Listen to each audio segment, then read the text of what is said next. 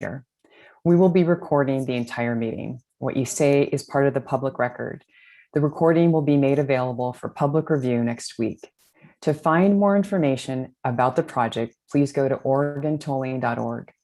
Community members, you are welcome to email your public comments to us at OregonTolling@odot.state.or.us. Please add committee public comment in the subject line. Next slide, please. As we move through our meeting today, let's keep the EMAC working together agreements in mind. Listen, believe, and reflect. Accept non-closure for the moment. Speak your own truth with compassion. Listen to understand. Don't listen to respond. Value and celebrate each other's experiences. Open hearts plus open minds lead to exploration of possibilities. Make space, then take space. Be concise. Bring your best thinking into the room. Attack the problem, not the person. Disagreement, frustration, and differences of opinion are acknowledged, explored, and addressed. Next slide, please. Let's talk about our proposed outcomes for today's meeting. They include, first and foremost, for EMAC to identify your preferred options for the neighborhood health and safety policies and strategies. Secondly, for ODOT to learn from EMAC about the support that you need to help develop recommendations to the Oregon Transportation Commission. And lastly, for EMAC to know more, learn about what ODOT is hearing from the community. Next slide, please. So please take note of this beautiful golden background that you see with this slide. As mentioned during the last meeting, these gold slides represent the voice of EMAC, meaning these statements represent your thoughts, principles, and goals to inform this process. So keep track of them and let us know if you agree. Today's guiding question is, how are we, the Equity Mobility Advisory Committee, guiding the development of a toll program with tangible, equitable investments in neighborhood health and safety? Next slide, please. So we have a wonderful meeting planned today, complete with a lot of information and reporting out and discussion time. Our agenda topics include taking in where we have been and where we're going. Today's meal or main course is the neighborhood health and safety policies and strategies. Discussing EMAC's process to develop recommendations for the Oregon Transportation Commission. An update on neighborhood health and safety performance measures, and a broad range of community updates and public comment. And then we'll close the meeting. So as you can see, this is a robust agenda. So I hope you will accept my apologies in advance for moving things along to keep our timing on track. Next slide, please. We are on this marvelous and uncharted path to implement equity in the tolling program. So let's remind ourselves of where we've been and where we're going. Next slide. To do this, let's revisit the EMAC game plan. If you look at the beginning of the game plan and follow the milestones where months are noted, you'll see what we're calling policy/strategy buckets for equity process and equity investments. So in April and May, the focus was on transit and multimodal, the transit and multimodal policy bucket. So in April, we workshopped EMAC transit and multimodal options. And then in May, we reported out where EMAC landed with those options. In June and July, we pivoted to neighborhood health and safety policy bucket, policy/strategy bucket.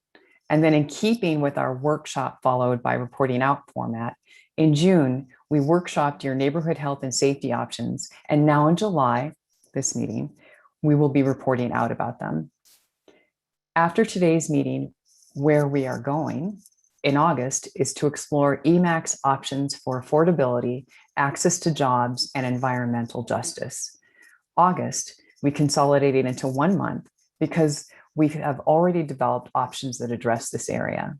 So then in September through November, we're going to take all your preferred options and finalize recommendations for the Oregon Transportation Commission. Later on in this meeting, we'll take a closer look at what that process looks like. Next slide, please. As promised, today's meal, or main course, is neighborhood health and safety policies and strategies. Next up, let's walk you through input and updates from the last workshop meeting in June. Over to you, Garrett. Definitely. And it's great to have you back. And thank you, Jessica, for that introduction.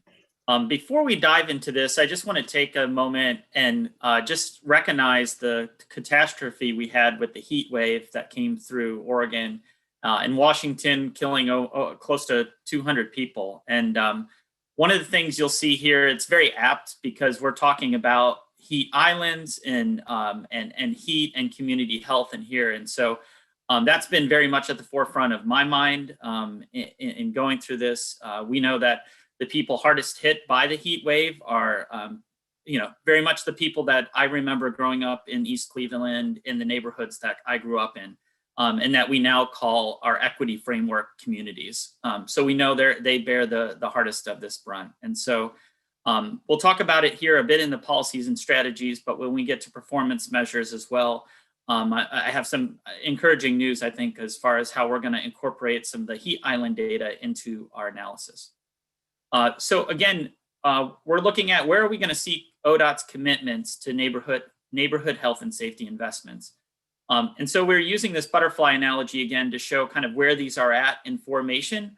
Everything from the strategy policy level where there's still some things to be worked out. It's that chrysalis, it's emerging adult butterfly. Whereas the performance measures are pretty specific and you see there's a lot of verbiage put to it. And the changes that you're seeing made to performance measures go directly into impacting the projects.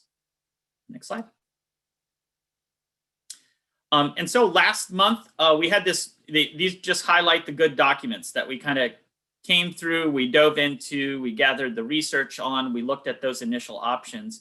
And so based on the feedback we got from EMAC and the discussions there, and then the subsequent meeting with our NEPA SCUBA team and kind of diving into the performance measures, we have some proposed updates for that policy and strategy options, as well as performance measures, which we'll talk about later.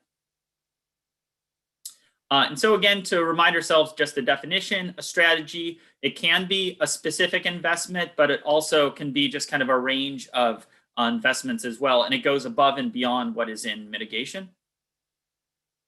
And then policies, this is an administrative rule or some type of decision used to guide actions kind of throughout. And so again, it's not tied down to one specific toll project. So if there are policies that are committed to, they would inform kind of toll projects wherever it be on a section of I-205 or on the full regional system.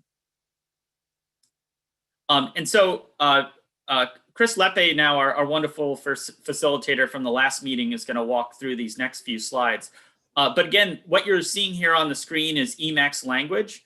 And so if you want edits or revisions to this, please weigh in upon this. From the ODOT side, our position in this is trying just to best capture, summarize, and bring the information to you. So Chris, I'll transition it to you to walk us through these next few slides. Perfect, thank you, Garrett. So the first two policy and strategy options are focused around the allocation of toll revenues. The first is more so focused or oriented around addressing the impacts of diversion off the highway, and the second proposes to allocate toll revenue funding to community-based organizations to improve neighborhood health and safety. So I'll read off each of these for you here. Dedicate percentage of toll revenues or dollars annually to address diversion off of the highway created by tolling, especially for communities identified in the equity framework. Investments would address the following health and safety needs: access to human needs, neighborhood livability, safety, and environmental quality.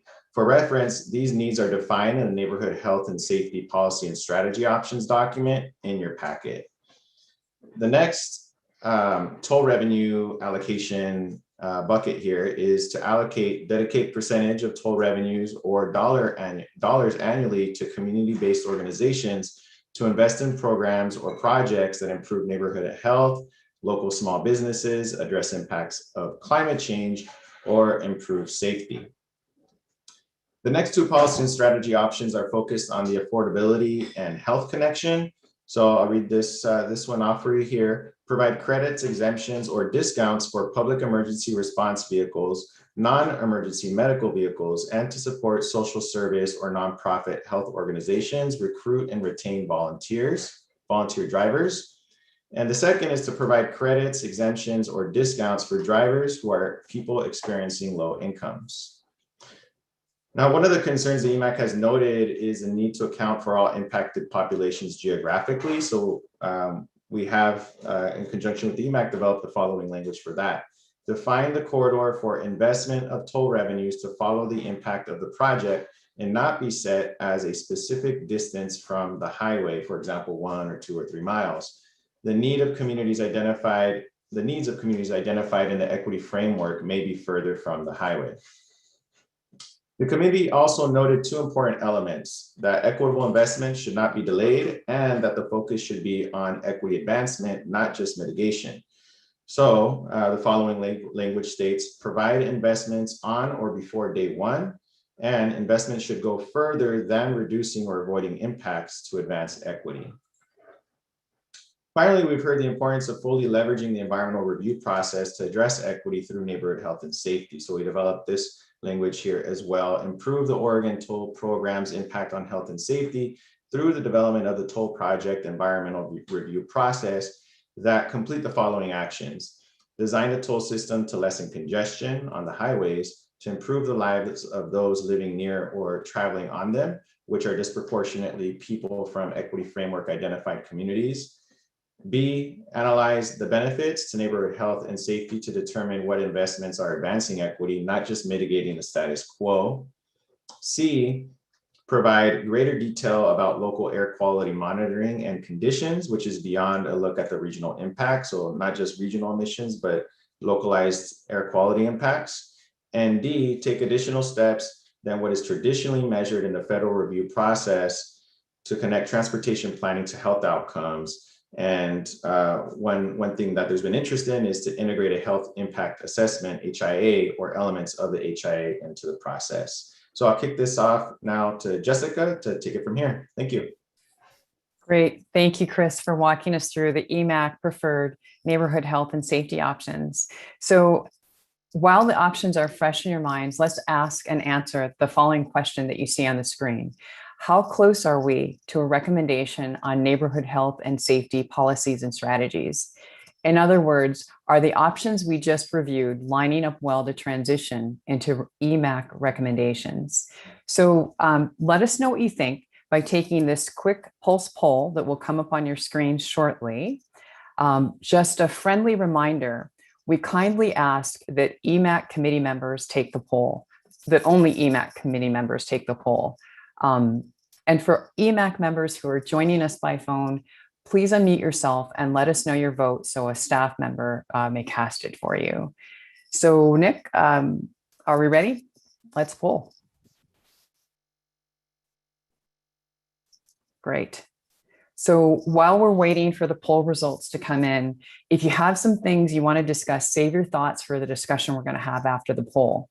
And as you can see, as we've done before, the poll will ask you to rank. How close are we to the recommendation? Are we halfway there, less than halfway there, or more than halfway there?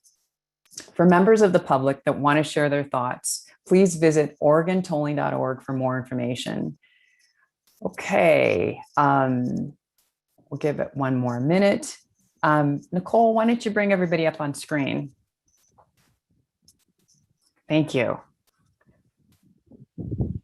So let's go ahead and wrap up our results and see what the results are. Okay. So 21 to 40, 18% of you think 21 to 40%, 18% think 41 to 60%. So that's kind of the halfway mark. And then about a third of you think that it's we're close to 80% or between 60 and 80%.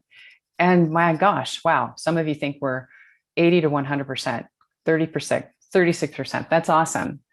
Well, why don't we do this? Why don't we start with any of the members that were in the 21 or under 40%, and if you can go ahead and unmute yourself and let us know your thoughts about why, what will bring us closer.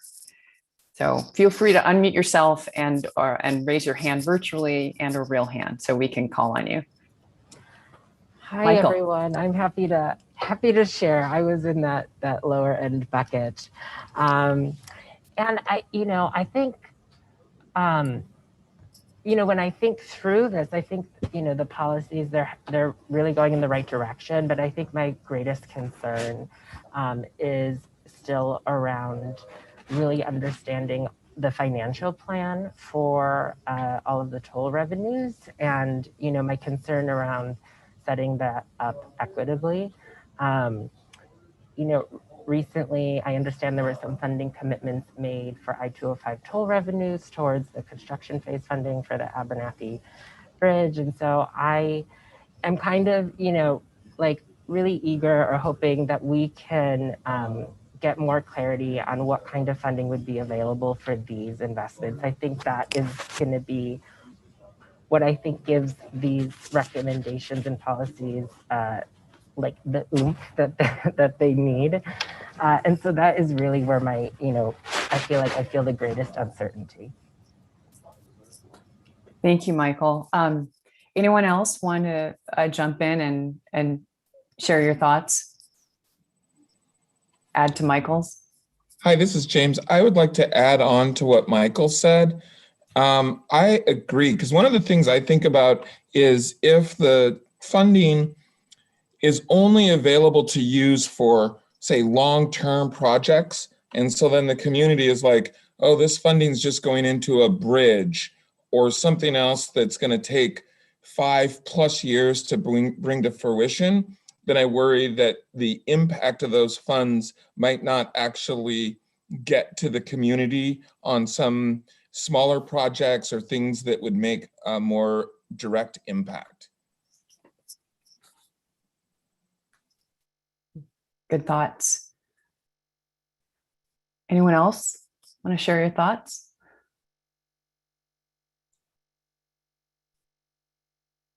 So would it be fair to say that maybe getting more of that financial information will help bring some of those numbers up and closer to the recommendation?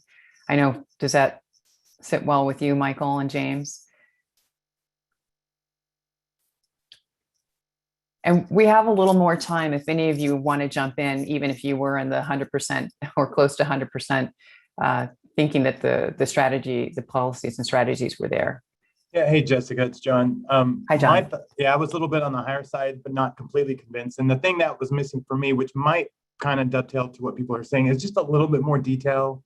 Like there's a lot of great words, and I think it's come a long way. But what I think that means versus what someone else thinks that means, I mean, it would be nice in some of those categories if we said safety is this, or or even like not near the community. Is there a mileage? Like how are we going to really know if the program's actually providing benefits to folks within certain zip codes of the freeway? So I just felt like a little bit more like index or glossary of what those details mean would help me go to that next level of support and just feeling good about it. But I think it's in a really good place. It just needs a little bit more. So John, would you like to see an index or glossary in the package of the draft or the recommendations that you ultimately provide? I would, and I mean, I think it's hard because I think one of the financial issues is we don't really know. We have these estimates, but I do think estimates are important, right? We're talking about $5 million or $50 million, because that's a big difference. Or when we talk, I mean, even some of the different modes we would subsidize, or even low income, have we agreed upon the definition of low income? So I think there's some stuff that would help us kind of go, yep, that's the group I'm advocating for, or that's what I wanted this to actually mean. And I think it's really good, but a little bit more specificity in a separate document that I bet you could socialize with the committee, just so we were like, yes, that's exactly who we were fighting for. So awesome. Great. We have a little more time. Does anyone want to add to this conversation? Go ahead, Commissioner Sharon. I think those are certainly understandable and good comments. And it seems like maybe one way to get at the desire to make sure there's funding for smaller community-based projects is to actually say that somewhere, because I like that. I think, you know, the goal of trying to get some projects on the ground before there's big infrastructure built. If we can say, you know, we'd like to see smaller community-based projects included, then I think that's a lot easier to deploy early in the project. So just sending the sentiment that this committee thinks focusing on neighborhood scale improvements is a good thing would be helpful going forward.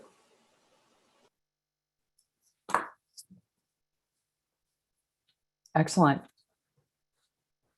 Does that spur any more thoughts from any more members?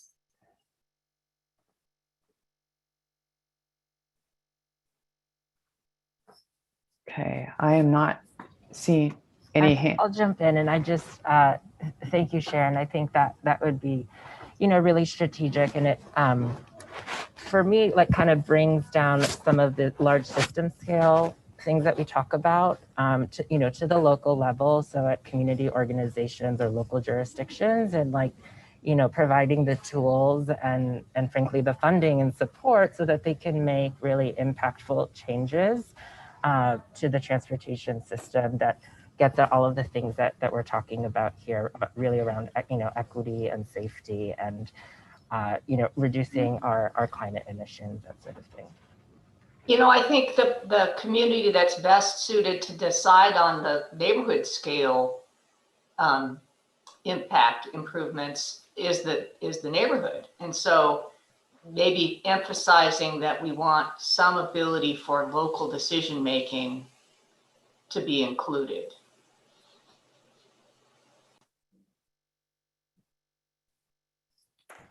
Yes, I support that.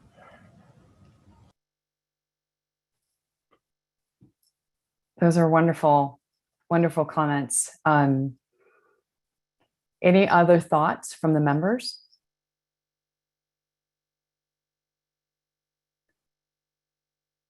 Well, thank you, Sharon and Michael and James and John.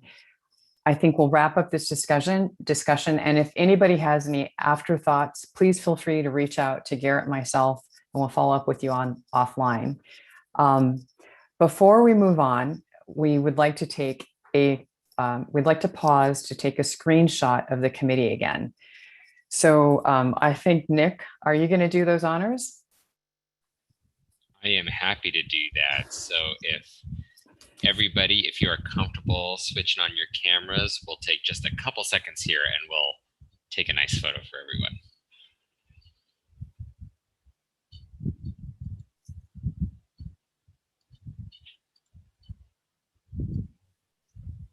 You'll give us a 1, 2, 3, right? I will now. Okay. Now that you mentioned it. We don't want shock pictures. I had a pretty nice looking face. Okay, ready? Everybody, 1, 2, 3.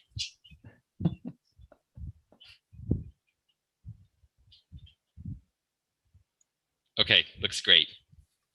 Awesome. Thank you, everyone, for that photo moment. All right, moving on. So let's pull up slide 25. I think that's there. Perfect. All right. Now, as mentioned earlier, we're going to take a closer look at EMAC's process to develop and author recommendations for the Oregon Transportation Commission. Over to you, Garrett. Yeah, excellent. And if we can go to the next slide. So like Jessica had talked about before, and I'm actually really glad the questions that were brought up in discussion about finances and defining safety and what is our definition for low income, because that was our hope from an ODOT standpoint, is to bring you that research on implementation and assumed toll rates and project or revenue estimates before you get to the OTC recommendation in that September-November timeframe. And so again, kind of what's happening prior to that is our full committee meeting in August on impacts to low income communities and environmental justice transportation needs. But really what started this month and then leading through November is the meeting of our EMAC navigators, our sub team that's working on kind of the details and really fleshing out that document. Next slide. And so this is, again, we're open to feedback on this, but in looking to support your work, ODOT is here to help create the document, gather information, write, edit images, maps, help facilitate subgroup meetings or meetings like we have here. Working on a process to bring you that information, the financial information on what was assumed a few years ago with the value pricing feasibility analysis. There were two toll scenarios, concept C and concept E back then, that are very similar to the footprint of the two toll projects that we have currently here today. And so that I would say expect that in the September timeframe, September, October as the full committee.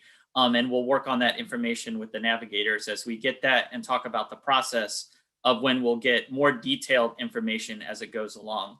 Because again, the toll rate will not be set itself for the regional tolling project until 2024. It comes after the full environmental review. As we know, we're starting the equity work on these national environment, before the federal review process goes. And so as the federal review process comes along, we gain more and more information about what tolling, where is it spreading benefits and burdens. And so we plan to bring that information to you all as it comes through. And then the same thing with what Hannah and others and Ping and others are working on from the community engagement side of it, bringing that information back to you again to see even the options that you talked about today. What does the community think about those? What needs does it address specifically within different groups of our equity framework? Slide. And so this is just kind of a detailed schedule that we're proposing as far as how the interplay between the navigators and the EMAC works. And so as you can see here, a lot of times the navigators, like they did this month, get sort of a preview of what's coming up at the next meeting and really help us craft and inform and improve our work. You'll hear about in a second from James and Fabian, all the key statements. Those came out of that navigators meeting. So that was something we didn't know about, but now we're changing and we want to help support. Next slide. Jessica, I'll transition it now back to you. Great. Thank you, Garrett. So after hearing about the process to develop your recommendations for the Oregon Transportation Commission, does the support proposed by ODOT meet your needs? So Nicole, can we bring everybody back up on screen? Again, we've just reviewed and hopefully you've read in your materials and or heard about in the subgroup work that we've been doing together about everything that Garrett has mentioned. And the question is, does this support that's proposed by ODOT, does this meet your needs to develop the recommendations? So again, this is a point of discussion. Feel free to unmute yourself and raise your hand virtually or actually, so we can hear from you.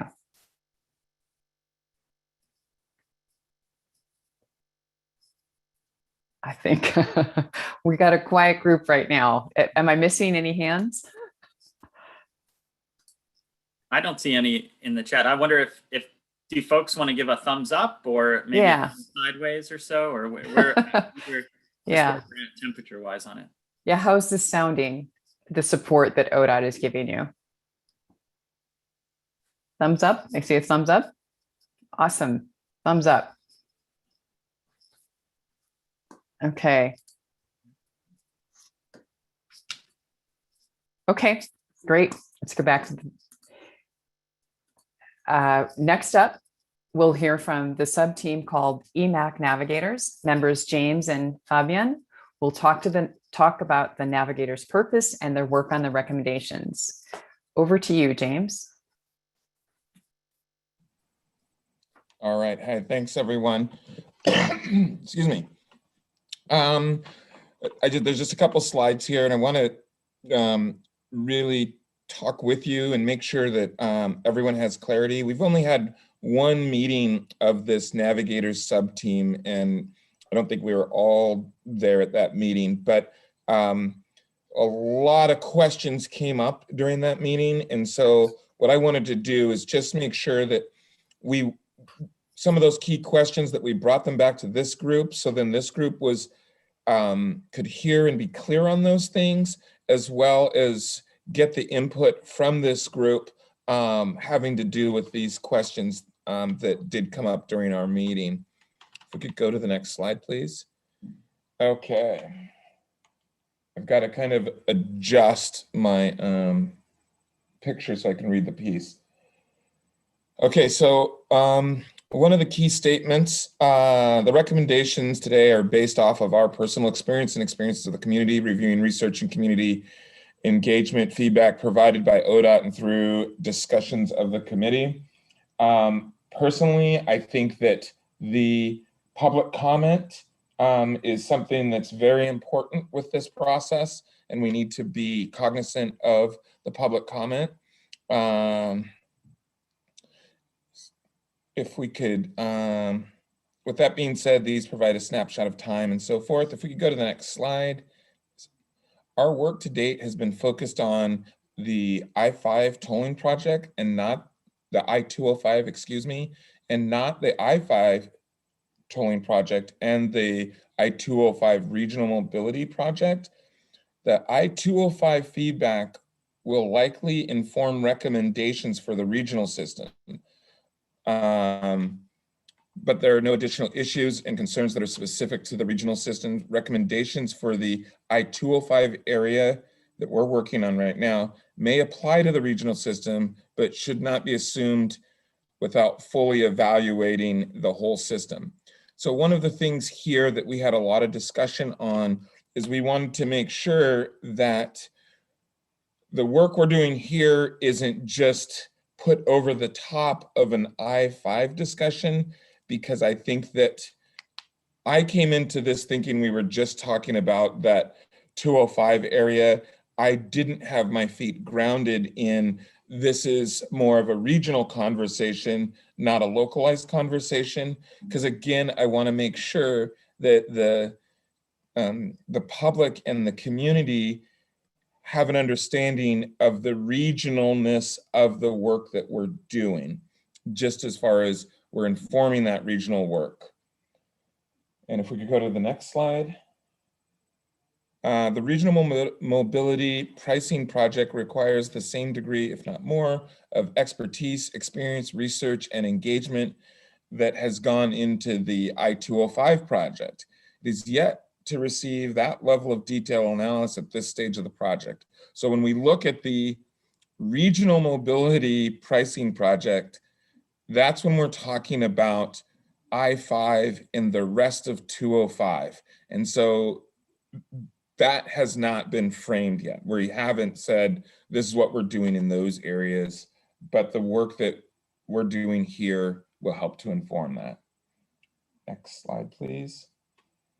Many people do not know today about the regional mobility pricing project, and feedback on I-205 should be seen as the tip of the iceberg. This is kind of what I was just talking about.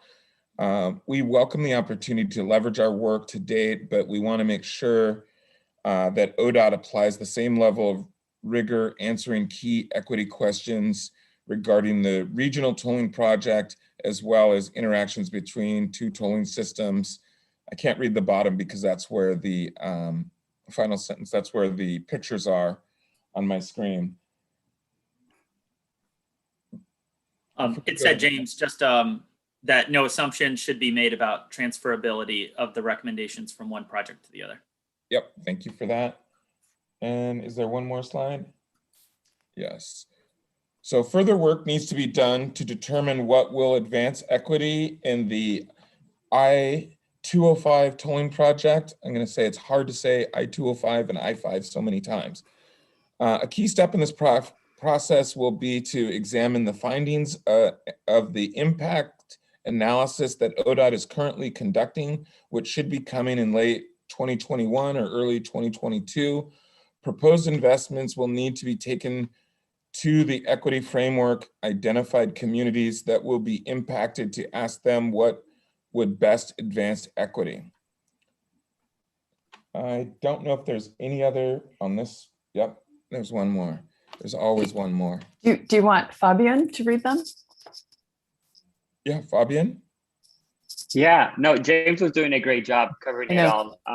But yeah, since there will be an important project level decisions on the regional mobility pricing project from 2022 to 2024, we recommend that an equity oversight committee, and similar to how EMAC is currently formed, be in place to provide ongoing support and guidance.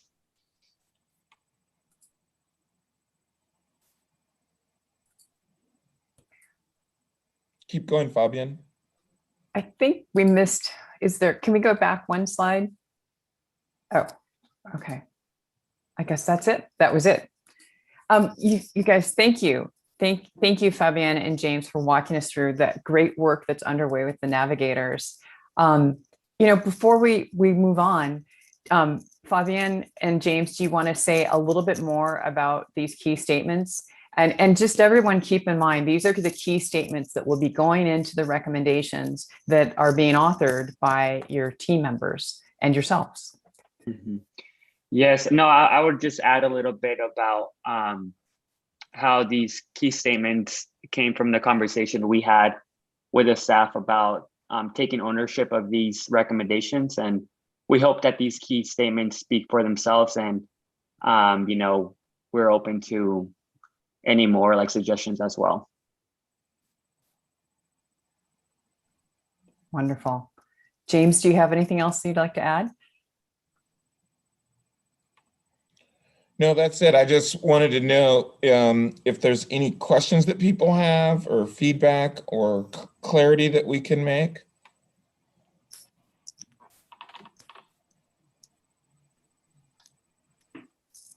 Please unmute yourself if you have any questions or thoughts for James and Fabian.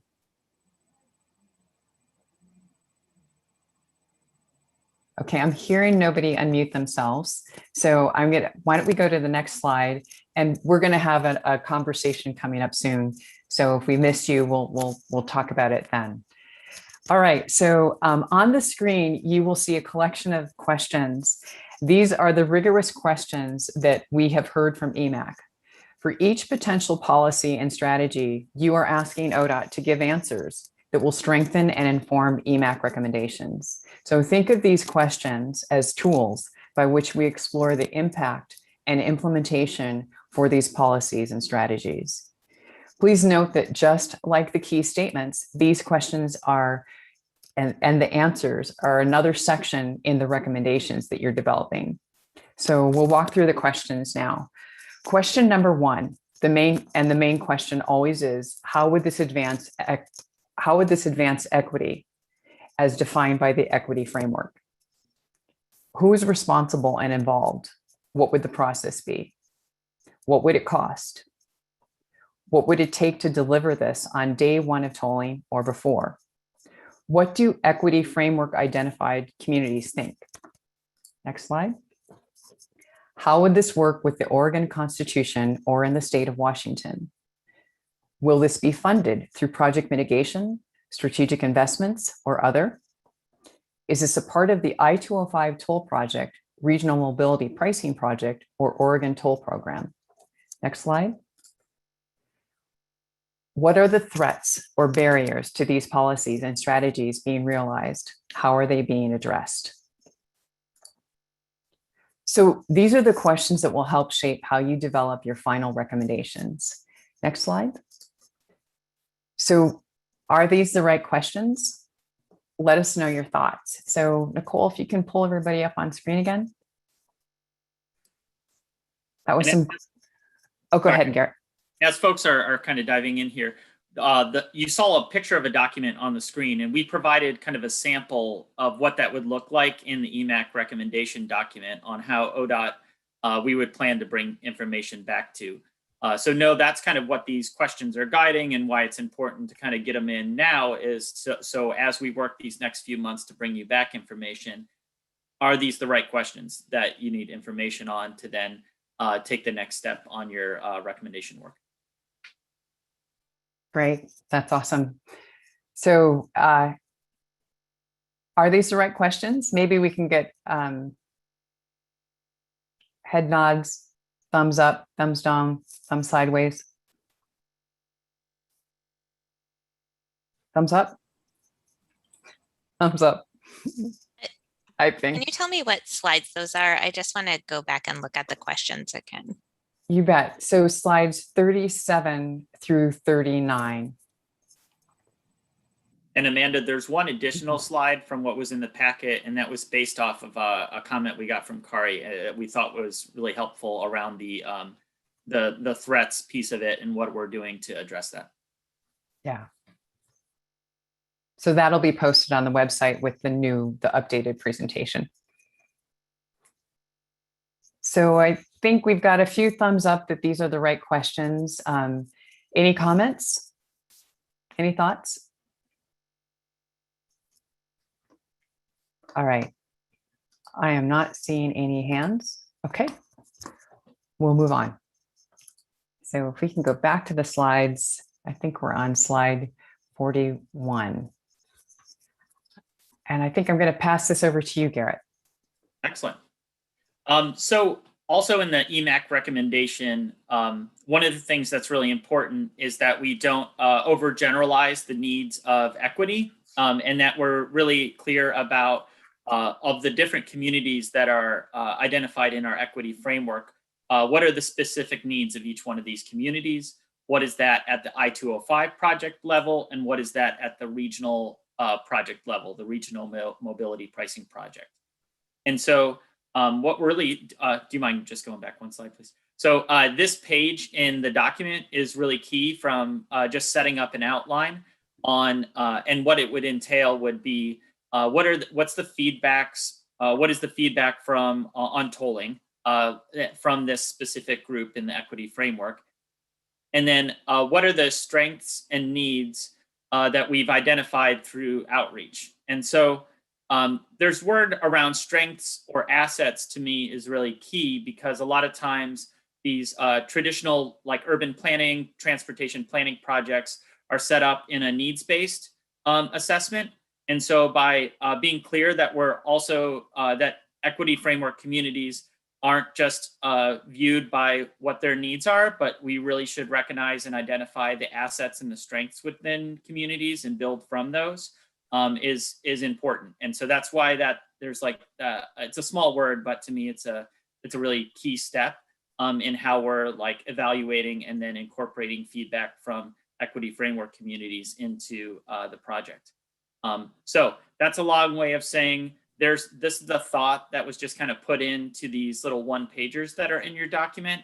But we see this as an area, kind of a rough outline on how we can bring this information back to you to inform your work forming the recommendation.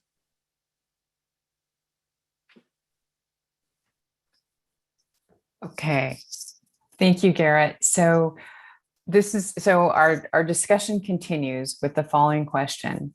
Is this how you want information from equity framework communities to come back to you? So I'm going to pull everybody back up on screen again.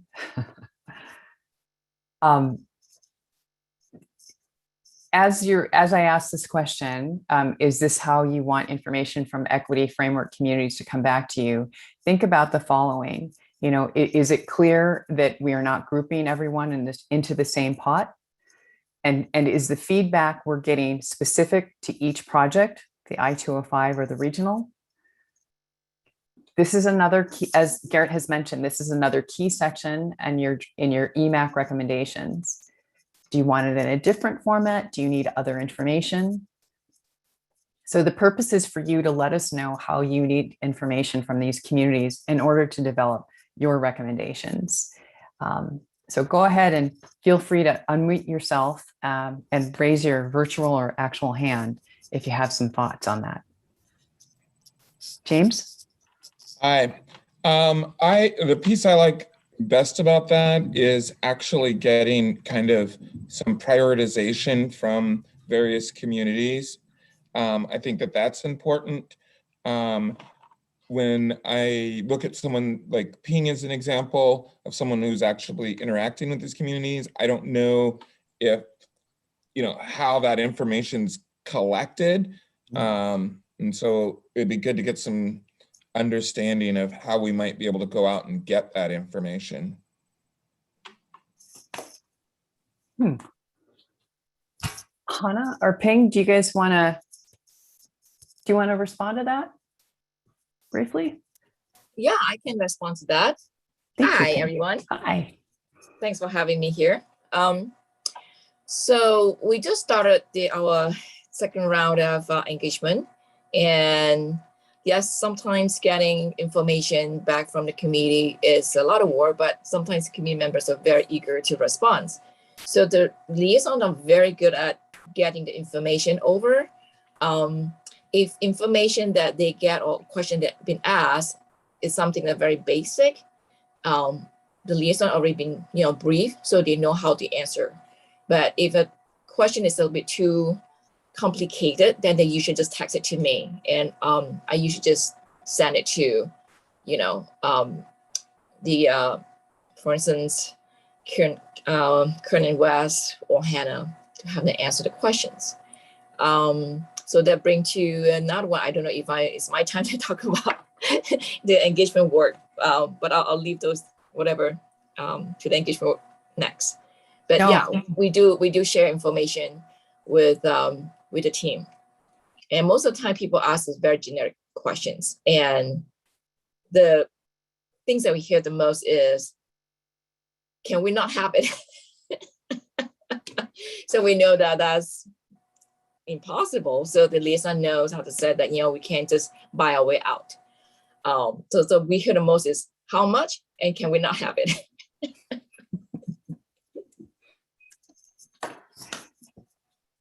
James, does that answer your question about prioritization, or did you?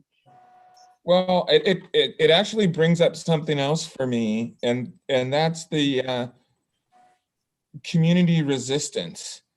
And it's like, so as Ping said, it's happening. So but we still need to be able to address community resistance in some means, or it's just going to come back as we were opposed to it and they did it anyway. They were nice enough to do whatever, but still, there's still a lot of community resistance. And I don't know how we could find out the level of community existence or how we might try and mitigate community resistance. But if we don't really work at that, it's going to be hard to pull off a successful project. Yeah. We did tell our liaison to be more sympathetic when approaching community members. We had the sessions 2 weeks ago going through how methods of ways of approaching the community members more effectively. So one of the things that we talk about is make sure that the liaison themselves also residents in the neighborhood, and we understand that it's painful and it's a burden. And we just want to make sure people understand that we are asking for people to give us feedback. And yes, it's hard. We don't know how to ease that or have new suggestion, but we always ask the community members, like, do you have a better way to do it? Do you have any suggestions?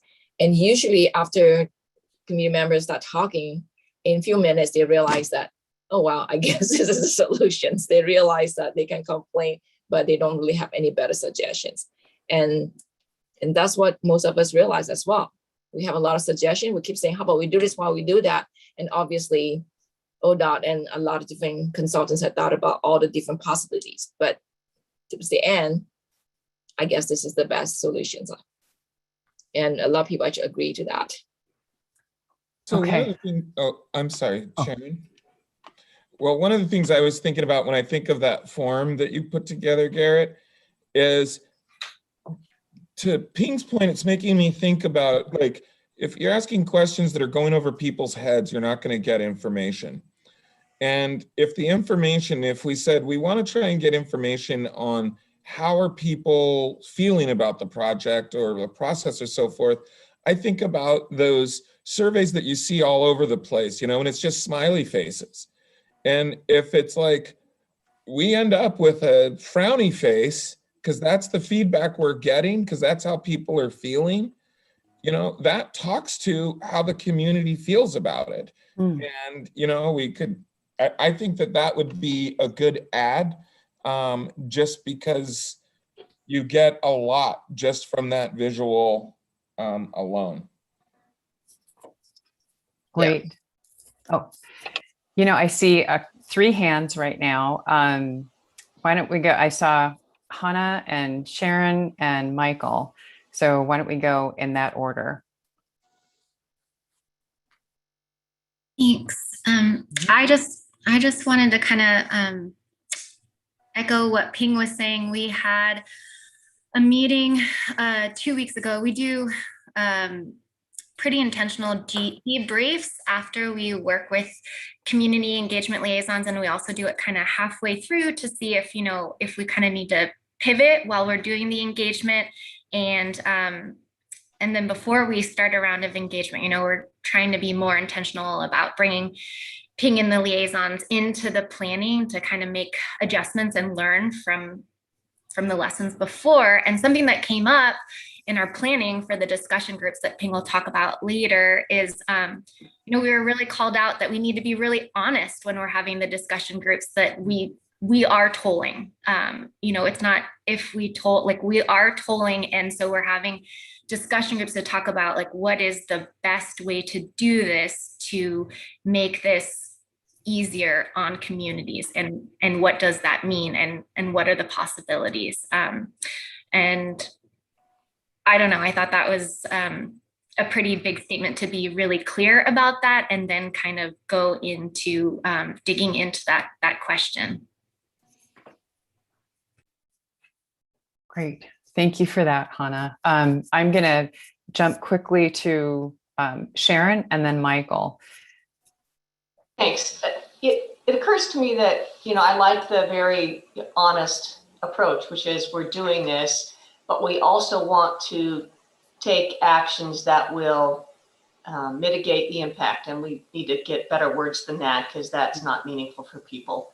But maybe say, we're doing it, but we want to know as we do it, what can we do in your neighborhood that will make things a little better for you to kind of offset this impact? And that's kind of getting at what is the local need for, is it bus shelters? Is it more bike parking? Is it better sidewalks? Is it, and because I don't know what the neighborhood needs. And if we ask them, okay, if you're going to have to accept tolling, what does your neighborhood need to help you get around better? Just a thought. It's great. Michael, you got about a minute. Thank you. I really appreciate all of this being laid out. And I think in that top section, the feedback on tolls and listing out priorities, I think that's super important. And I guess I'm hoping for some nuance in the priorities and concerns. And, as you're engaging with people, really trying to dig into not only users of the interstate system, but those who travel by non-car means, and understanding, what are their needs. And I think, as we sort of move towards this future and work to create a transportation system of the future, we're trying to think through, like, how can we make a car dependent lifestyle possible? So really listening to people right now who are not driving around in cars, I think gives us really good insight into how we can make that experience better and attractive for people so that they have that other option. And so that may be something already like that you're working on, that if I think it would be really great if those pieces come through in that report as well. So thank you. Thank you, Michael. And I see your hand, Abe. This has been a great discussion. If you can just hold your thought, I feel like we've kind of jumped a little forward. Okay, thank you. But we'll get back to this when we talk about the community engagement work. And also just remember to email us or put something in the chat so that we make sure that we capture your questions. But we're going to go ahead and move on for right now. Thank you so much for all of that awesome contributions to our meeting.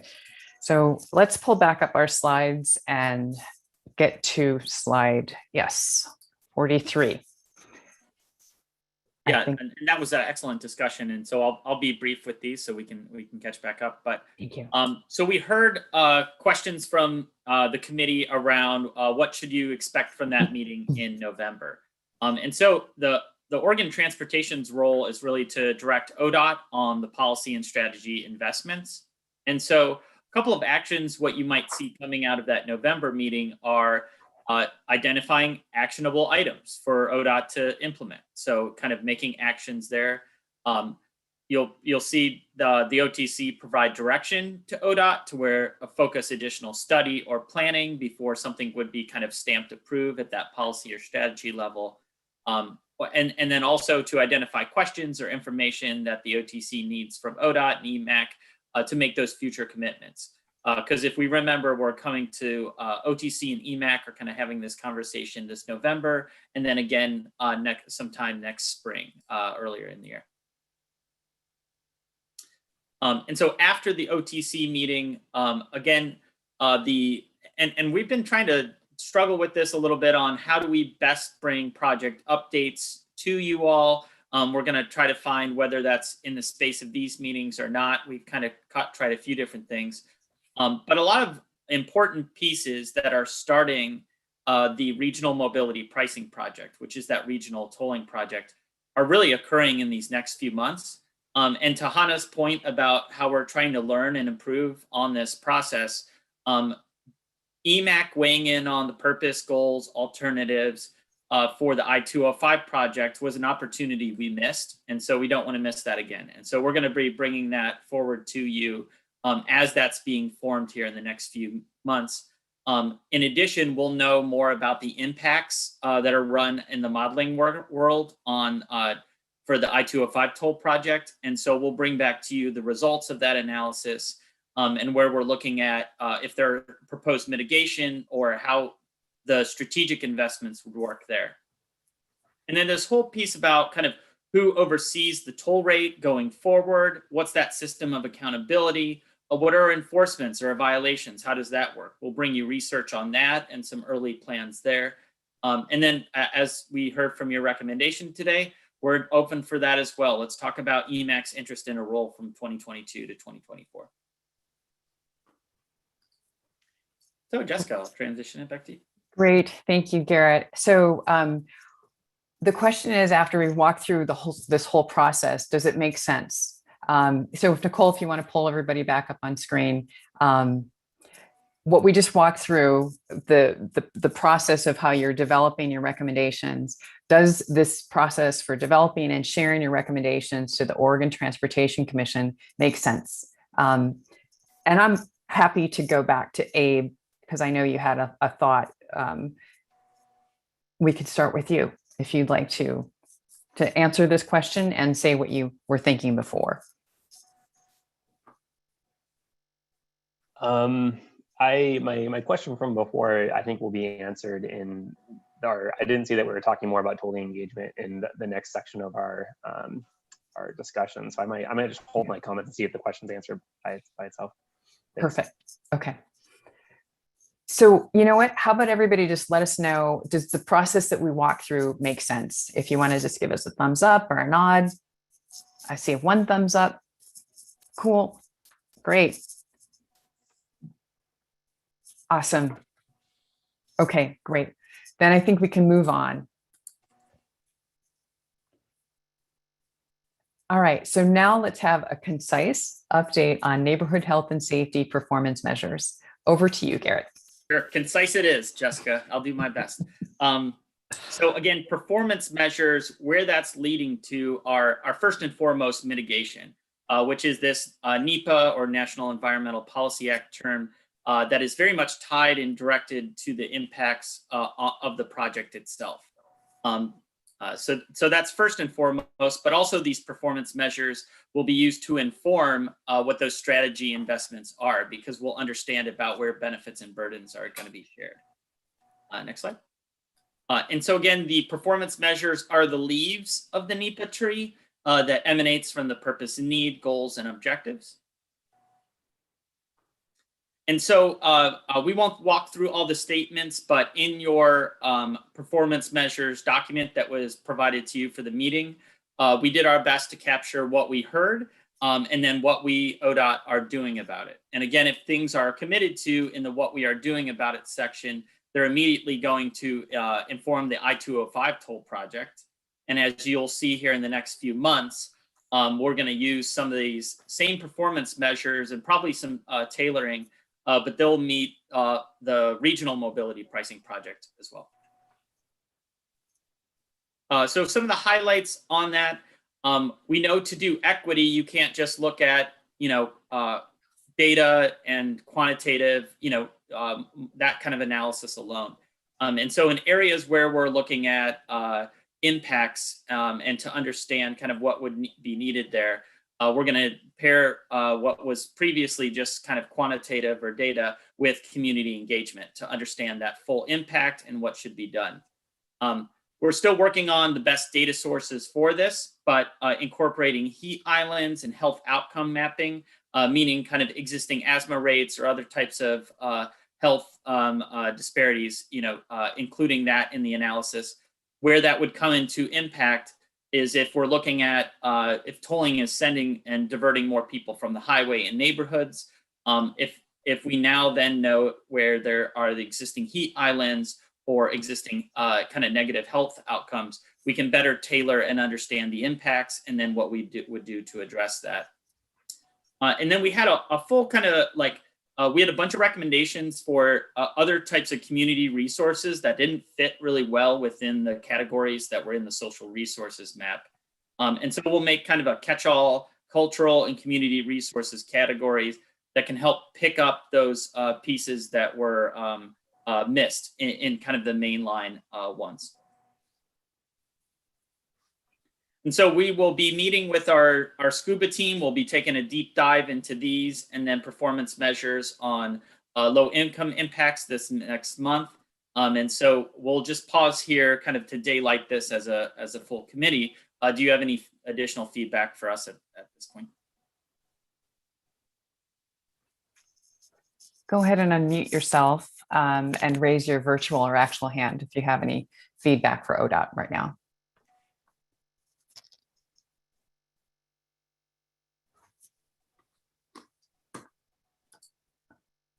Okay, hearing no feedback, I think we can safely move on.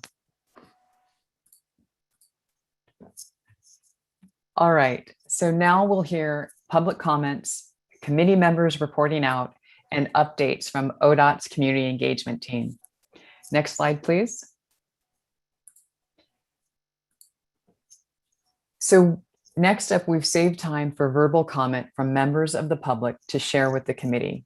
If you would like to address the committee, please raise your virtual hand. If you're on the phone and you want to raise your hand, please use *9. Each speaker will have up to 2 minutes to speak. Please note comments are welcome at any time by emailing OregonTolling@odot.state.or.us or calling 503-837-3536 and leave a voicemail. And please add committee public comment in the subject line or with your message. Are there any raised hands?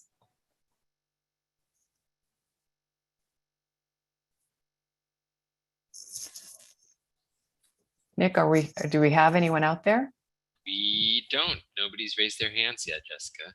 Okay. Gosh, okay. Well, why don't we do this? Why don't we go forward? And if somebody does come in, Nick, will you let me know? I I will let you know. Thank you. Okay. So going on. Now let's find out what you are hearing from your community. First up, we've asked Michael to give us an update about the great work that the Pricing Option for Equity Mobility Committee, also known as POEM, is doing. So Michael, the floor is yours. Thank you. Jessica, I'll actually jump in. We do have somebody that has raised their hand. Oh, we do? Yes. Okay, Michael, I'm sorry. Can I give you a pause? Perfect. Thank you to the public member, a member of the public that has joined us. We'd love to hear from you. And Loralee, I have given you permission to talk, so you should be ready whenever you are. Thank you. I'm just curious why there's not been any public statements like this. Hasn't been on the news much, or it seems like nearly every person that I speak to in my personal life has never heard about the tolling project, and it just seems that it's being kind of crept in without really notifying people about it, and that causes concern because I feel like there's not really an opportunity for there to be any community involvement at all in the decision-making processes.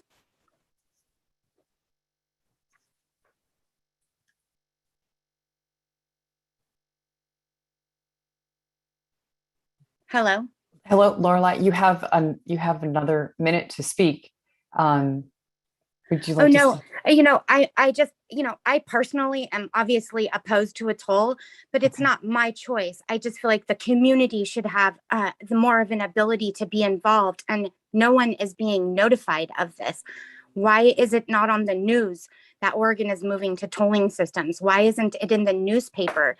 Why isn't it in the community newsletters that go out? I mean, it feels like it's being done pretty much secretively from a citizen standpoint. Where are you calling from, if you don't mind sharing? From Oregon City. Okay. And I'm seriously concerned about the impact that it's going to have in downtown Oregon City as people exit the freeway just before the 213 interchange and try to bypass the toll to go through Oregon City, hop across the Oregon City Bridge, which is very small. It's going to inundate Oregon City, and then they'll be, going into Willamette and West Lynn, and I just feel like it's seriously going to impact our communities, and nobody knows that it's going on.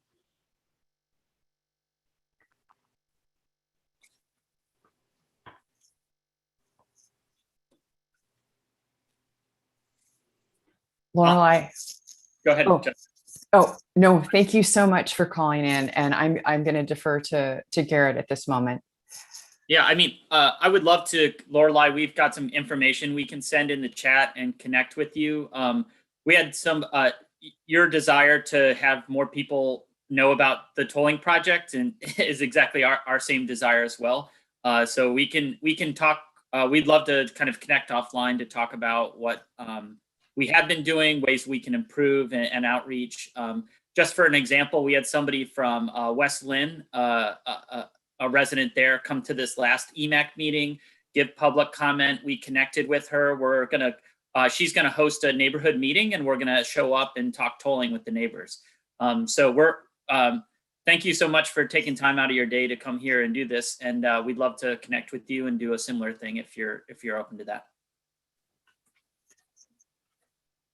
Thank you, Garrett. And Lorelai, thank you for joining the meeting. And we hope if you can put your information in the chat so that we can follow up with you after the meeting.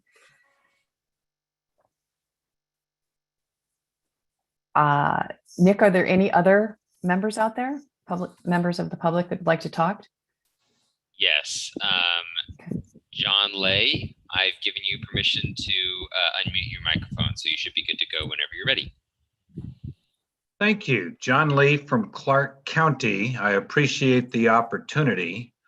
First and foremost, tolling is an outrageously expensive way to collect money for transportation projects. In the state of Washington, on I-405 in the Seattle area, over 40% of the money collected goes to the cost of collection.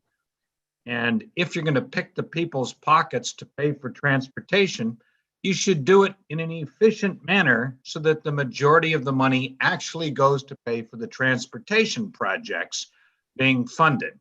Number two, Laura Lee hit on a very, very important point. People will avoid the financial pain by diverting onto side roads and going around. During the Value Pricing Policy Advisory Committee meetings 2 years ago, it was revealed that after they toll all I-5 and I-205, there would be an expected 130,000 vehicles diverting to avoid the tolls. And that's ridiculous because it makes our neighborhoods unsafe. It adds congestions on the side roads, on the other thoroughfares. At the end of the day, what the people want and need most is improved traffic travel times, reduced traffic congestion, which means adding capacity. I applaud the fact that they're looking at adding capacity over the Abernathy Bridge. That's a good start, but the best way to pay for it would be the gas tax, which has a 1% or less cost of collection. That's an efficient way to raise money for transportation projects. Thank you.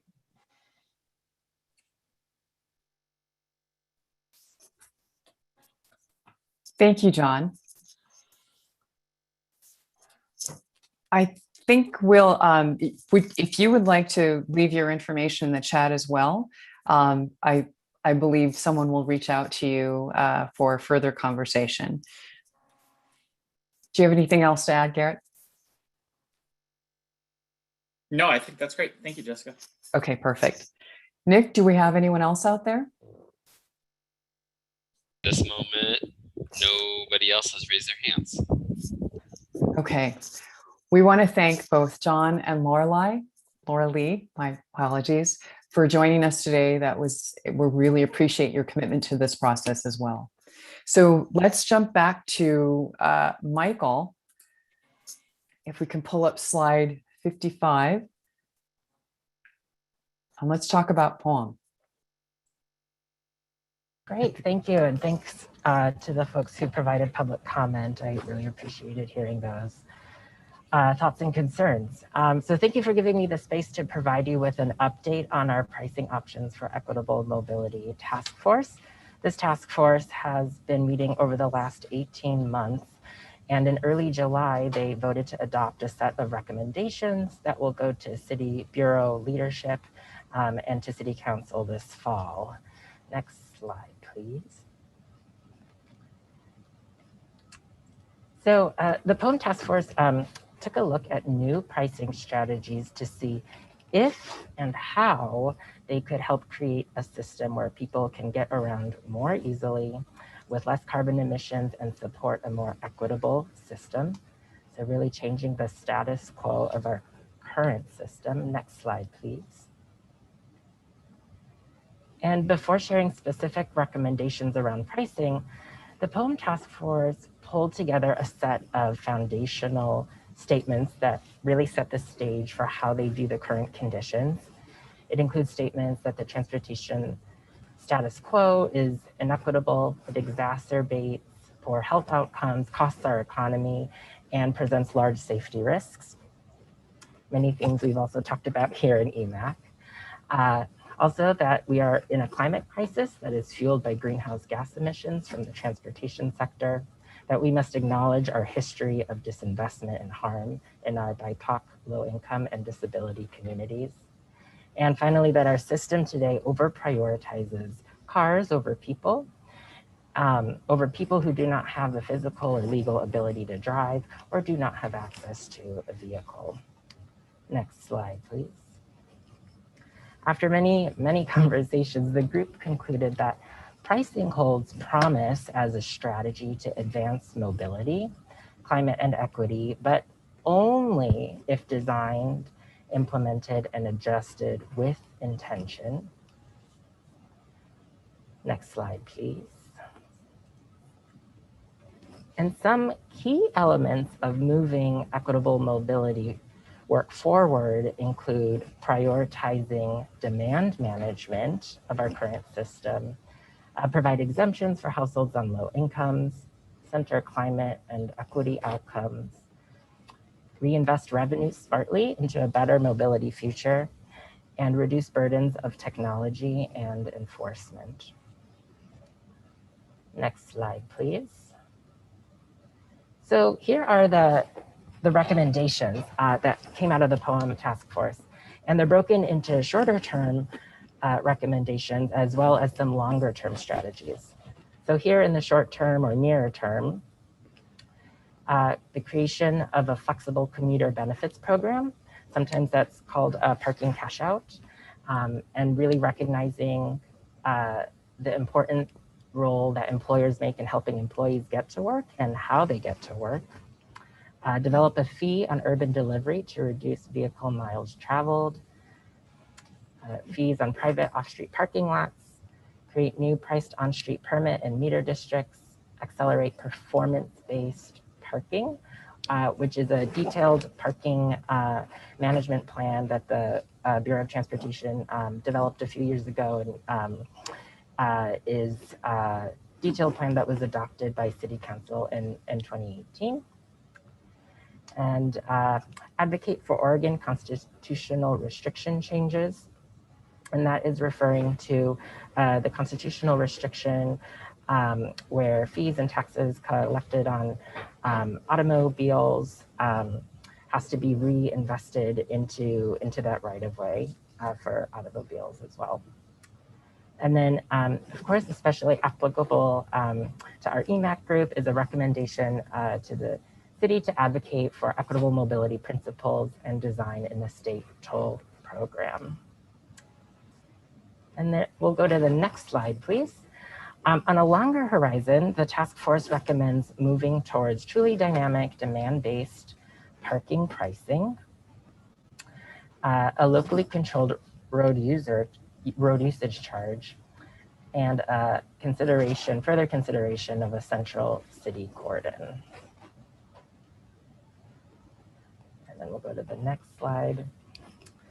And critical to all of these ideas is reinvestment of revenues collected into complementary strategies that help us move towards equitable mobility. So this includes things like major investments in public transit, bike and pedestrian infrastructure, safety of the transportation system, incentives and financial support to those who need it to use sustainable modes of travel, support for fuel shifting, support for affordable housing connected to multimodal options, and support for a land use policy that provides connected and inclusive neighborhoods. Now I'm going quickly, but we'll get to my last slide here.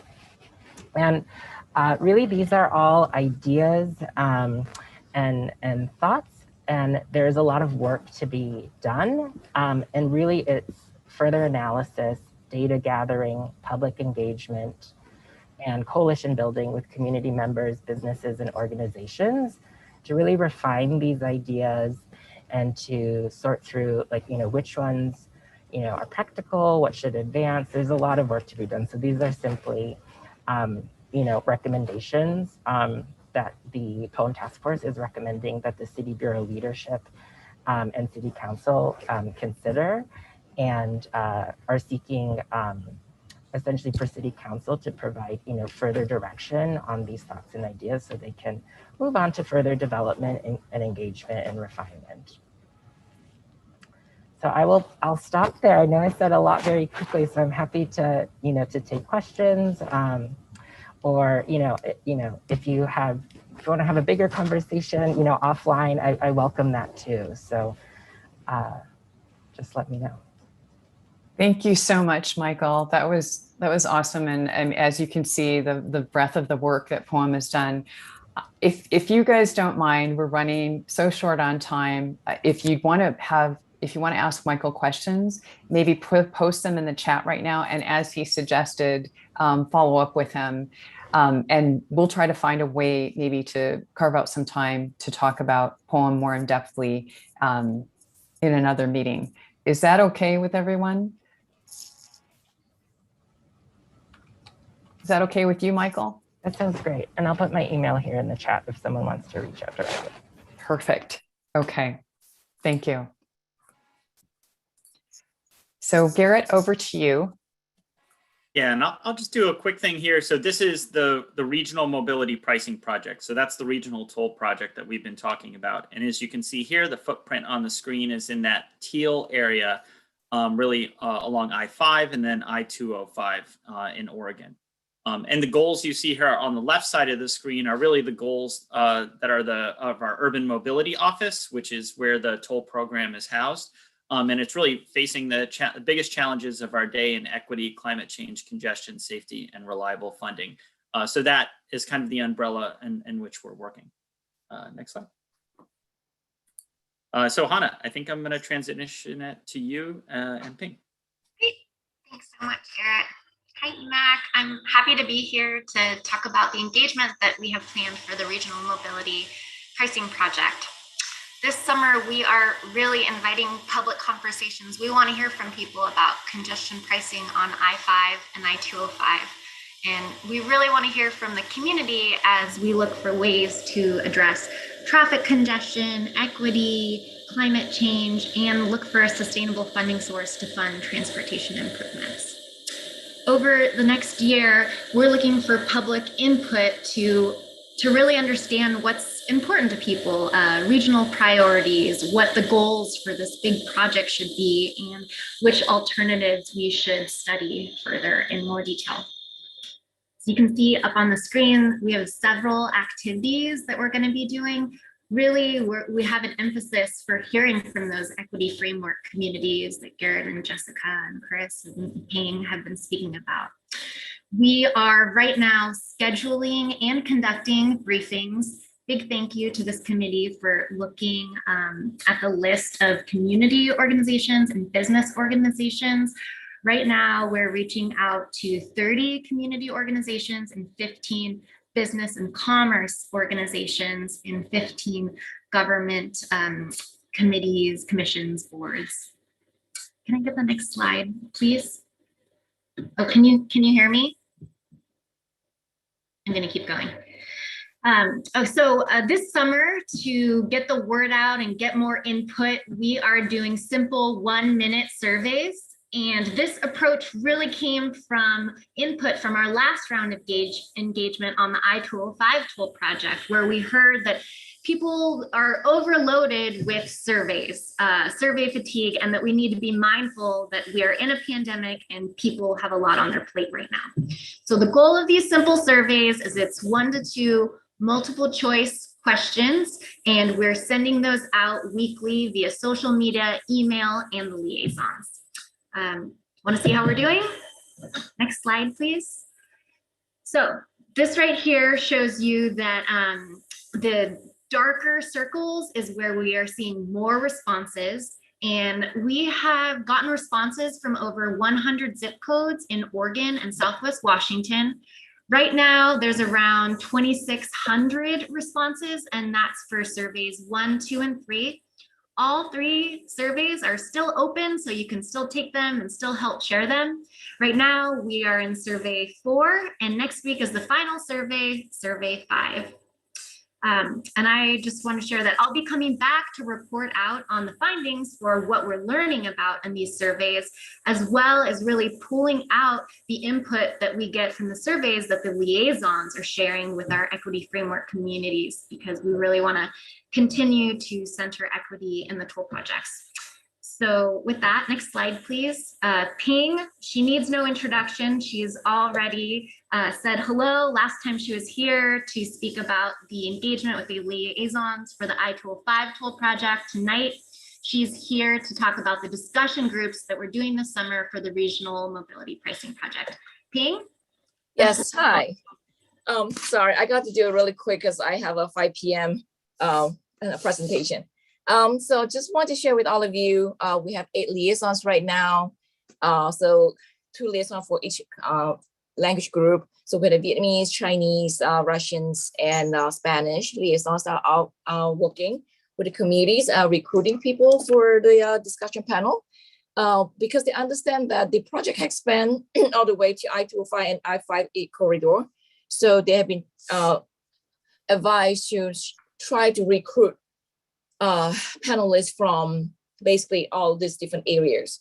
They themselves also feeling the pressures because this is not an easy topic to talk about, but they understand the need to do this. So we recently just received the tool package and the banners and all the information they needed to approach the communities.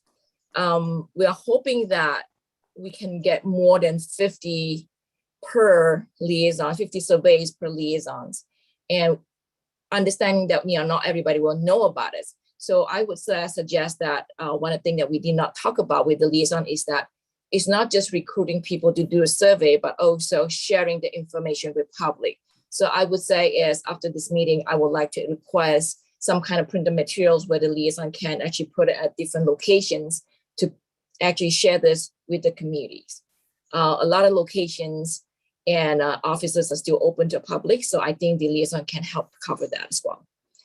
Sorry, I just have a 5 p.m. At the Hillsborough site presentation. So thank you, Ping. No, we really appreciate you coming today. So, we're almost at the end of our meeting. Does anybody, we're at the end of the meeting. Does anyone have any burning questions for Hannah then, or Ping before she leaves?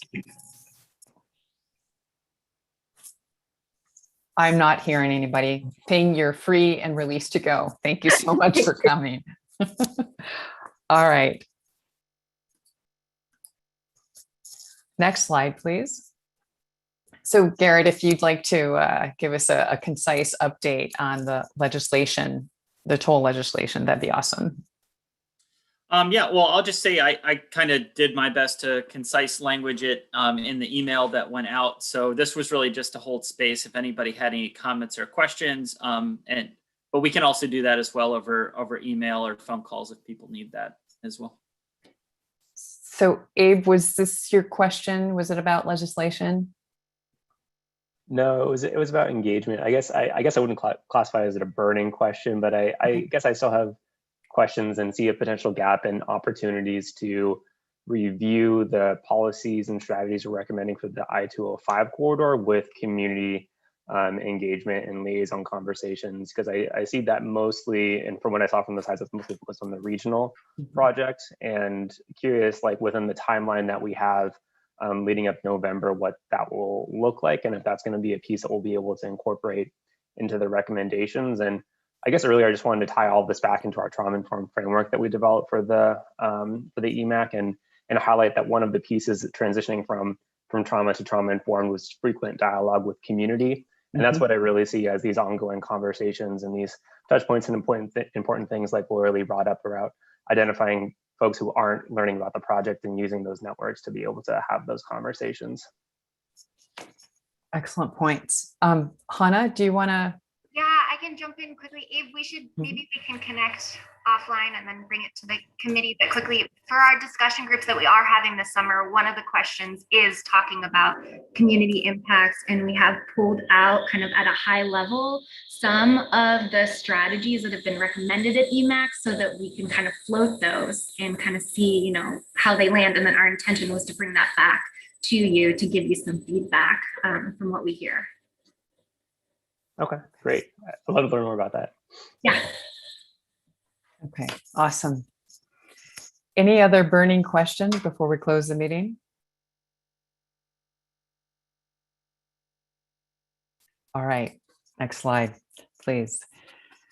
We'll close the meeting. Next slide, please.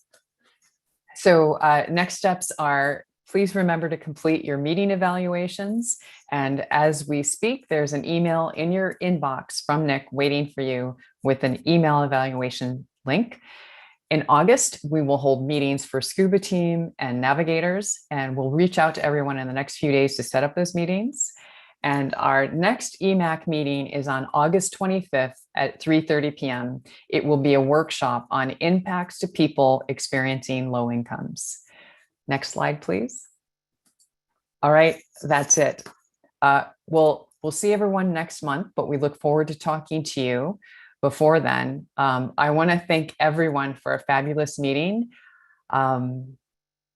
That's it. Good night. Great job, all. Thanks, everyone. Have a Thank good you. evening. Thank you so much.